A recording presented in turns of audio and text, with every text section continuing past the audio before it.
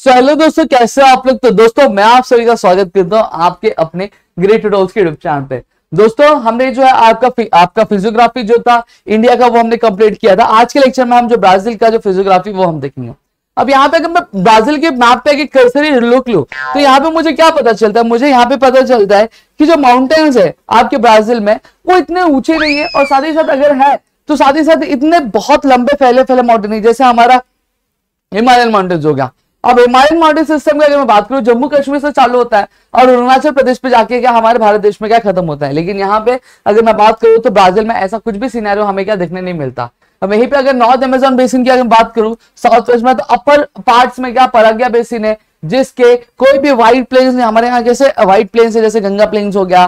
फिर उसके बाद अगर मैं बात करूं आपका वेस्टर्न अरवली के वेस्टर्न वाले रीजन में जो आपका प्लेन्स हो गया वो कैसे व्हाइट है, लेकिन यहाँ पे कोई भी व्हाइट्स आपको देखने नहीं मिलेंगे। और साथ ही साथ कोस्टल प्लेन्स भी वो क्या है आपके रेस्ट्रिक्टेड है। अब यहाँ पे अगर बात करूं तो हम लोग 5 फिजियोग्राफी के बारे में पढ़ेंगे, हाईलैंड्स के बारे में पढ़ेंगे, ग्रेट एस्कार्पमेंट के बारे में, कोस्टल रीजन के पढ़ेंगे, प्लेन्स और आइलैंड्स के बारे में पढ़ेंगे। अब यहाँ पे अगर बात करूं तो हाईलैंड्स बेसिकली क्या होगा, एक तरह के माउंटेन की तरह होता है, ठीक है, एक लैंडफॉर्म है आपका। अब जो सदर्न ब्राजील है वो क्या ऑक्यूपाइड आपके एक्सटेंसिव प्लेट्यूज से। अब एक्सटेंसिव प्लेट्यूज क्या होता है, थोड़ा मैं यहाँ पे आपको विस्तार में बता देता हूँ कि प्लेट्यूज एक्चुअली होते कैसे। प्लेट्यूज मतलब क्या होगा कि आपकी जो जमीन होगी, जो लैंडफॉर्म होगा, वो लैंडफॉर्म कैसा रहेगा, वो आपका उठा हुआ रहेगा। ऐसा ये आपका लैंडफॉर्म है, ठीक है, ये आपका क्या रहेगा, ऊपर रहेगा। मतलब माउंटेन्स की तरह ही रहता है, बस क्या रहता है, माउंटेन्स की पीक होती है लेकिन इनकी कोई भी पीक होगी नहीं। ये क्या होता है एक्चुअली, ये आपके धीरे धीरे धीरे धीरे धीरे क्या होता है, मिटते जाते मिटते जाते मिटते जाते, और फिर क्या ले लेते हैं, ये इस तरह से फॉर्म ले लेते हैं। तो इस तरह से आपका जो प्लेट्यूज होता है वो फॉर्म होता है। अब ये मिटते कैसे, पिक जाता कैसे, आपके इरोशन की वजह से, वेदरिंग की वजह से क्या होता है, जो रॉक्स होते हैं वो स्प्लिट अप हो जाते हैं, यानी टूट जाते हैं, और यहाँ पे जो ऊपर का जो एक्सेलेरेटेड पार्ट होता है वो क्या हो जाता है, आपका प्लेन में क्या कन्वर्ट हो जाता है।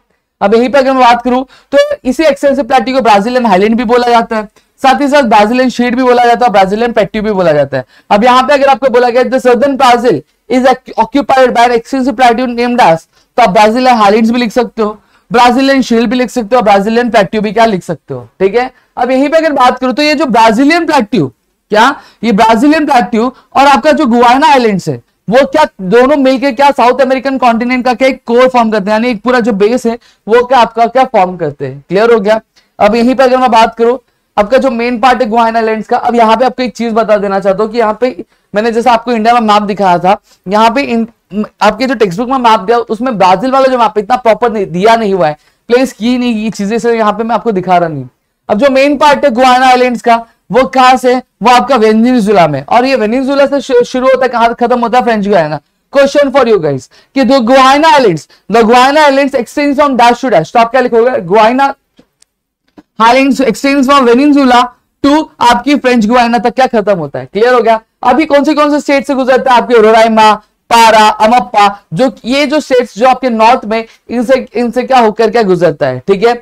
अब जो लोअर पार्ट है आइलैंड्स का ब्राजील में, ये जो लोअर पार्ट से इस हाईलैंड का वो आपका कहां पे पाया जाता है, वो आपके ब्राजील में पाया जाता है। वही हाईएस्ट पीक है जो ब्राजील की वो क्या पिको डी नेबलिना है, जिसकी हाइट क्या है 3014 मीटर हाइट है, और ये आपके ब्राजील और वेनेजुएला के क्या बॉर्डर पे क्या लाई करते हैं। क्वेश्चन फॉर यू गाइस कि dash is the highest peak in the Brazil, तो आप क्या लिखोगे, आप लिखोगे पिको डी नेबलिना। कितनी हाइट है, 3014 मीटर हाइट है। वहीं पे अगर बात करूं कहां पे लाई करता है, आपके ब्राजील और वेनेजुएला में क्या करता है, लाई करता है। इतनी चीजें मेरे ख्याल से आपको क्लियर हो गई होंगी, समझा। अब यहीं पे आगे मैं बात करता हूं, अब जो रीजन है ब्राजीलियन आइलैंड्स का, ठीक है, जिसका जो अल्टीट्यूड मतलब क्या होता है, हाइट होती है, वो कितनी है, वो 1000 मीटर है।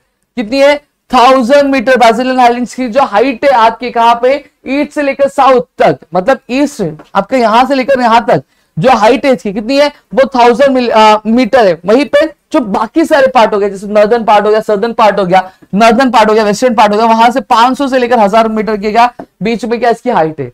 अब यहाँ पे जो हाईलैंड्स है वो आपके नॉर्थ में ग्रेजुअली कैसे स्लोप करता है, तो कुछ स्लोप दो तरह के होंगे, एक आपका जेंटल स्लोप होता है और एक आपका स्टीप स्लोप होता है, ठीक है। इसको हम लोग जेंटल स्लोप बोलते हैं, इसको हम लोग स्टीप स्लोप बोलते हैं। अब जो स्लोप आपकी गुयाना आइलैंड का, सॉरी आपके ब्राजीलियन आइलैंड्स का जो आपके नॉर्थ में, वो कहीं से बेसिकली वो आपके नॉर्थ में स्लोप्स है, वो इतने स्टीप नहीं, स्टीप है लेकिन पूरे स्टीप भी नहीं। हम लोग क्या कह सकते हैं, little bit gentle, little bit आपके स्लोप। क्लियर हो गया। इस तरह के हमें क्या चीजें देखने मिलती है।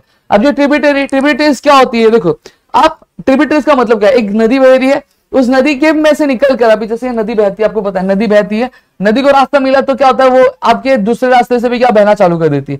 अब ये क्या हो गया, ये जैसे फॉर एग्जांपल गंगा नदी है, अब ये इसी में से एक नदी निकली है, तो ये क्या हो गया, इसकी ट्रिब्यूटरी हो गई। क्या हो गई, ट्रिब्यूटरीज। मतलब एक नदी से एक नदी से जब बाकी नदियां अलग अलग बनती है तो उसको हम लोग क्या बोलते हैं, उसको हम लोग ट्रिब्यूटरीज बोलते हैं। इतनी चीजें क्लियर हो गया, पक्का। अब यहीं पर अगर बात करूं, ये जो ट्रिब्यूटरीज अमेज़न बेसिन की है, क्या रैपिड वाटरफॉल क्या क्रिएट करती है, जब वो हाईलैंड से क्या करती है, फॉल होती है, तो वाटरफॉल्स क्या क्रिएट करती है। अब यहाँ पे नंबर ऑफ रिवर्स क्या होते हैं, आपके खत्म होते हैं, और यहाँ पे नॉर्थ वर्ड्स में क्या फ्लो करते हैं, ताकि वो एटलांटिक ओशन पे क्या मिल सके। क्लियर हो गया। अब यहाँ पे मेरे ख्याल से आपको इतनी चीजें क्लियर हो गई होंगी। अब साथ ही साथ अगर बात करूं, कुछ मेजर रिवर जो है, जैसे उराग्या है, पराग्या है और पराना, ये क्या होते हैं, आपके सदर्न स्लोप से क्या इनकी जो शुरुआत होती है, क्या होती है, शुरुआत होती है, और वहां हाईलैंड से, और ये कहा अर्जेंटीना का एंटर करते हैं। अब इनका जो स्लोप है ईस्ट में क्या स्टीप है, और ये क्या होता है, आपका एस्कार्पमेंट फॉर्म करते हैं। एस्कार्पमेंट फॉर्म मतलब क्या होता है, आपको पता होगा कि जब रिवर्स बहते हैं तो अपने साथ क्या कहते हैं, अपने कुछ जो मटेरियल्स रहते हैं, या फिर अगर बात करूं कुछ जो चीजें रहती है वो अपने साथ लेकर बहते हैं। सही बात है। अब यहाँ पे तो जब एक सर्टेन टाइम आता है तो जो वेलोसिटी होती है वो क्या हो जाती है, कम हो जाती है, यानी जो स्पीड है पानी की वो कम हो जाती है, और उसके जो रिमेन्स रहते हैं वो क्या छोड़ने लगती है। सही बात है। जैसे आपकी मिट्टी हो गई, वो एक जगह पे क्या जमा होने लगता है। अब जब एक जगह पे जमा होने लगता है तो वो क्या एक छोटा छोटा लैंडफॉर्म फॉर्म करने लगता है, उसको हम लोग क्या बोलते हैं, उसको हम लोग एस्कार्पमेंट क्या फॉर्म बोलते हैं। क्लियर हो गया, इतनी चीजें क्लियर है। अब यहाँ पे आगे बात करते हैं। अब यहाँ पे ये जो है, अब यहाँ पे हम देखेंगे एस्कार्पमेंट। सबसे पहले एक चीज मैं आपको बता दूंगा, एक्चुअली एस्कार्पमेंट होता क्या है। आपने कई बार देखा होगा कि एक ऊंची जमीन होती है, सही बात है। अब यहाँ पे क्या होता है, एक आपका ढलान होता है और एक छोटी। अब ये क्या हो गया, ये जो स्लोप है ये क्या स्टीप स्लोप है, इसी स्टीप स्लोप को हम लोग क्या बोलते हैं, आपका एस्कार्पमेंट बोलते हैं, जो क्या करता है, जो आपके एक हायर पार्ट को एक लोअर पार्ट से क्या कर देता है, डिवाइड कर देता है। ठीक है। अब यहाँ पे अगर बात करूं तो ये जो एस्कार्पमेंट, ये भले ही छोटा सा एक एरिया क्या आपका करता होगा, ऑक्यूपाई करता होगा, लेकिन इसका जो नेचर है स्लोप और उसकी जो इफेक्ट्स है, हमें क्लाइमेट पे क्या बहुत ही बड़ा चीज देखने मिलता है, एक बहुत ही सेपरेट फिजियोग्राफी रीजन क्या बनाता है। और जो ईस्टर्न साइड है हाईलैंड्स का, वो क्या है, वो बहुत सारे एस्कार्पमेंट से, डेमोक्रेटिक एस्कार्पमेंट यानी एस्कार्पमेंट से क्या बना हुआ है। सही बात है। अब इस रीजन में जो अल्टीट्यूड है एस्कार्पमेंट का कितना, 790 मीटर, यानी 790 मीटर जो अल्टीट्यूड मतलब हाइट है एस्कार्पमेंट की 790 मीटर। समझ में आ गया। अब ये जो रीजन है ये क्या हाईएस्ट हाइट डिक्रीजेस ग्रेजुअली। अब कुछ रीजन में क्या होता है, अभी जैसे एस्कार्पमेंट है तो एक ही जगह तो रहेगा नहीं, और वो फैलता रहता है जो आइलैंड से, तो कुछ रीजन में क्या होता है, इसकी जो हाइट होती है वो कम भी हो जाती है, लेकिन आपकी जो अल्टीट्यूड है एस्कार्पमेंट की वो कितनी 790 मीटर है। अब एस्कार्पमेंट वेरी स्टीप कहां पे, साओ पोलो से लेकर आपके पोर्टो एल्गारे तक। अब एस्कार्पमेंट क्या कहता है, एज अ बैरियर काम करता है। क्या काम करता है, एज अ बैरियर। कोई अब हवा आ रही है तो वो क्या उसको रोकता है, क्या कर देता है, रोकता है। ठीक है। जिसकी वजह से क्या होता है, आपका southern east trade winds give rise to the rain shadow area in the north eastern part. अब यहां से आपका क्या आ रहा है, सदर्न आपका साउथ ईस्ट ट्रेड विंड से अब यहां से आ रहा है, तो यहां से आ रहा है तो अब इनको क्या करना पड़ता है, आपके विंड्स को, अब बादल को ऊपर से जाना पड़ेगा ना, है ना, क्योंकि यहां से जाने की जगह नहीं तो ऊपर से जाता है। जब ऊपर जाएगा तो टेम्परेचर क्या हो जाएगा, कम हो जाएगा। जब टेम्परेचर कम होगा तो वाटर मॉलिक्यूल्स हेवी हो जाएंगे और वो क्या नीचे फॉल होना चालू हो जाएंगे, तो यहाँ पे पूरी बारिश आ जाएगी। अब यहाँ पे पूरी बारिश को क्रॉस करने के बाद क्या करें, वापस वो नीचे आएंगे, जिसकी वजह से यहाँ पर जो बारिश होगी वो क्या होगी, वो बहुत कम होगी। अब इस रीजन में बारिश हुई लेकिन उसके ऑपोजिट रीजन में बारिश नहीं हुई, तो जिस रीजन में बारिश नहीं उसको हम लोग रेन शैडो रीजन क्या बोलते हैं, क्या बोलते हैं, रेन शैडो रीजन क्या हम लोग बोलते हैं। क्लियर हो गया दोस्तों। अब यहाँ पे जो रीजन है उसको, जो नॉर्थ में, उसको हम लोग क्या बोलते हैं, ड्रॉट क्वाड्रिलेटरल बोलते हैं। क्या बोलते हैं, ड्रॉट क्वाड्रिलेटरल, यानी सूखा पड़ जाता है क्योंकि यहाँ पे बारिश नहीं होती। ठीक है, ये आपको क्लियर हो गया। अब उसके बाद आते हैं कोस्ट पे। कोस्ट जो है हमारे इंडिया का जो कोस्ट लाइन है वो 7,500 किलोमीटर का, यहाँ पे लेकिन जो कोस्ट लाइन है वो 7,400 किलोमीटर का। अब ये बेसिकली जो कोस्ट है वो दो पार्ट में डिवाइड होता है, आपके नॉर्दर्न कोस्ट और आपके ईस्टर्न कोस्ट में। किसमें, नॉर्दर्न और ईस्टर्न कोस्ट में। अब जो नॉर्दर्न कोस्ट है वो कहां से चालू होता है, अमप्पा प्रोविंस जो कि आपके नॉर्थ में, वहां से लेकर रायो ग्रांडे डे नॉर्टे ईस्ट तक, इसे हम लोग क्या बोलते हैं, नॉर्थ एटलांटिक कोस्ट भी क्या बोला जा सकता है। क्वेश्चन फॉर यू गाइस कि ब्राजील कोस्ट लाइन कितना है, 7,400 किलोमीटर का। कितने पार्ट में डिवाइड है, दो पार्ट में, नॉर्दर्न और ईस्टर्न कोस्ट लाइन में। और जो नॉर्दर्न वाला कहां से शुरू होता है, मप्पा प्रोविंस जो कि नॉर्थ में, वहां से लेकर कहां तक खत्म होता है, रायो ग्रानेडे नॉर्थ ईस्ट में खत्म होता है। इसको क्या बोला जाता है, नॉर्थ एटलांटिक कोस्ट भी क्या बोला जाता है दोस्तों। क्लियर हो गया पक्का। अब वही the eastern coast extends towards the south. अब वहीं से क्या होता है, जो ईस्टर्न कोस्ट होता है, कोस्ट होता है, वो सदर्न में की तरफ क्या बढ़ना क्या शुरू हो जाता है। अब जो नॉर्दर्न कोस्ट है वो एक्चुअली बेसिकली जाना किस लिए जाता है, जो माउथ होते हैं रिवर्स के, यानी बहुत सारे जो रिवर्स है उनकी जो शुरुआत होती है वो यहाँ से होती है, इंक्लूडिंग अमेजोन बेसिन को भी। यहीं पे अगर बात करें जो रीजन है ये लो लाइंग रीजन है, यानी जो सर्फेस है वो क्या बहुत ही लो है।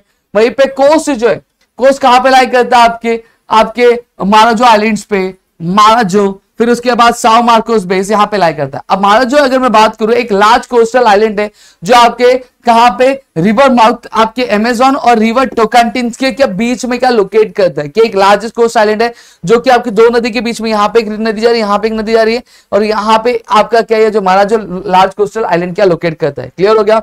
अब यहाँ पे हमने क्या बात कर लिया, हमने नॉर्थ कोस्ट की बात कर लिया। अब इसको याद क्या क्या करना आपको, देखो सबसे पहली चीज आपको याद करना है कि कहां से कहां तक है, फिर उसके बाद आपका एक्सटेंड कहां तक होता है, फिर उसके बाद क्या बोला गया कि कैरेक्टराइज कैसे किया जाता है, और साथ ही साथ जो माराजो आइलैंड है उसके बारे में। अब यहाँ पे हम लोग क्या बात करेंगे, ईस्टर्न कोस्ट के बारे में बात करेंगे। अब ईस्टर्न कोस्ट जो है बहुत सारे लार्ज नंबर ऑफ रिवर्स जो होते हैं वो आके क्या उसमें मिलते हैं, और एक ही मेजर रिवर है आपके इसमें, वो कौन सा है जो अटलांटिक ओशन में मिलता है, वो साओ फ्रांसिस्को। अब क्वेश्चन आपके लिए कि ईस्टर्न कोस्ट पे कौन सा एक मेजर रिवर है जो अटलांटिक ओशन को सिर्फ अकेला मिलता है, तो साओ फ्रांसिस्को। अब जो ब्राजीलियन कोस्ट है वो कैरेक्टराइज किस लिए किया जाता है, आपके बीचेस के लिए, सैंड ड्यून कॉम्प्लेक्सेस के लिए क्या किया जाता है, जाना जाता है। वही ब्राजीलियन जो आपका कोस्ट है वो आपके कोरल रीफ और अटॉल आइलैंड से क्या पूरा प्रोटेक्टेड है, उसको कोई हार्म नहीं कर सकता। ठीक है, यानी बॉर्डर्स पे। अब प्लेन्स की अगर बात करेंगे, अब प्लेन्स क्या होता है मेरे ख्याल से आपको बताने की जरूरत नहीं पड़नी चाहिए, क्योंकि ऑलरेडी पिछले लेक्चर में मैंने आपको चीजें समझाई हुई थी। देखो प्लेन्स बेसिकली होता कैसे, फॉर्म कैसे होता है, रिवर्स जब डिस्चार्ज होता है, वाटर जब डिस्चार्ज होता है रिवर में, तो जब वो बहता है अपने साथ, तो फ्लो में बहुत सारी चीजें क्या अपने साथ लेकर क्या बहता है, सही बात है। अब उसके साथ कुछ जो मटेरियल्स होते हैं वो भी लेकर बहता है, और जो मटेरियल्स लेकर बहता है तो जैसे उसकी वेलोसिटी बढ़ती रहती है तो वो वैसे लेकर रहते हैं, वेलोसिटी कम होने लगती है तो क्या करता है, जो डिपोजिशन है वो क्या करने लगता है, यानी जो मिट्टी है सारी चीजें उसको पीछे छोड़ने लगता है, सही बात है। अब पीछे छोड़ने लगता है तो थोड़ा सा मिट्टिया, थोड़ा सा मिट्टिया, थोड़ा सा मिट्टिया, अब आते आते क्या बन जाता है, आपका एक पूरा प्लेन बन जाता है। अब प्लेन की अगर बात करूं तो जो प्लेन्स है ब्राजील में वो आपके दो बेसिकली एरियाज में क्या डिवाइड है, एक आपका अमेजोन बेसिन के एक पे है और एक आपका पराग्वे पराना असोस रीजन में क्या डिवाइड है।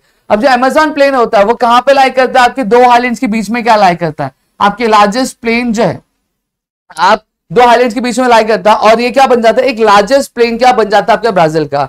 अब अमेजोन जो प्लेन है वो कहां पे लाई करता है, आपका जो नॉर्थ है, क्या आपका जो नॉर्दर्न पार्ट है ब्राजील का वहां पे लाई करता है, और जनरली ईस्टवर्ड स्लोप करता है। कहां पे स्लोप करता है, ईस्टवर्ड। वही अमेजोन बेसिन की अगर मैं बात करूं तो ये कितना वाइड है, आपका 1300 किलोमीटर क्या आपका वाइड है, कितना 1300 किलोमीटर वाइड है, और ये भी कहां पे स्लोप करता है, ईस्टवर्ड क्या स्लोप करता है। इसके जो कम से कम विथ है वेयर द गुयाना आइलैंड्स और ब्राजीलियन आइलैंड कम क्लोजर, कहां पे, जहां पे गुयाना आइलैंड और ब्राजील आइलैंड सब आके मिलते हैं यानी नजदीक आ जाते हैं, वहां पे इसका विथ जो है सबसे कम है, वो कितना 240 किलोमीटर इसका क्या विथ है।